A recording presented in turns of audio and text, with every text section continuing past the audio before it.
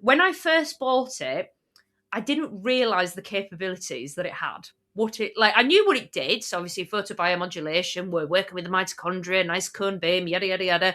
Dogs don't have to wear goggles. Brilliant, excellent.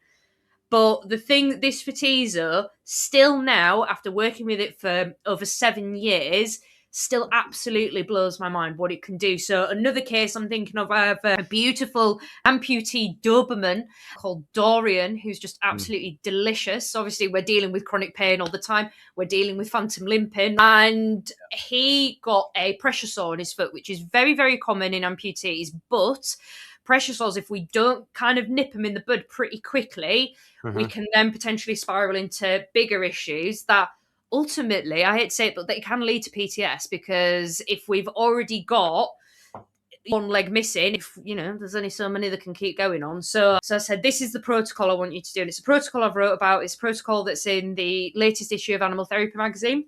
Ooh. So it was using penicillin to flush the area, then apply 3 doses an inch away, and then pack it with French green clay. And that wound healed in 12 days. And we've got a picture chronological order of that wound healing. 12 days in an amputee. How insane is that? That is beyond what you'd expect in a non-healing wound. That's really, really nice.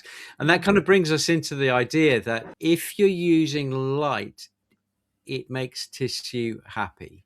Oh, 100%. And it doesn't matter whether that is skin, aka healing, or whether that is muscle and it is inflamed, or muscle that's carrying a lot of spasm and a lot of lactate and what have you, because you get that immunomodulation, you get the lymphatics stimulated, you get the blood supply stimulated, but you've also got this reduction in inflammation as well. So I try and make these things as simple as possible. It makes tissues happy, isn't it? On a fundamental basis, it makes tissue happy, but it makes cells happy.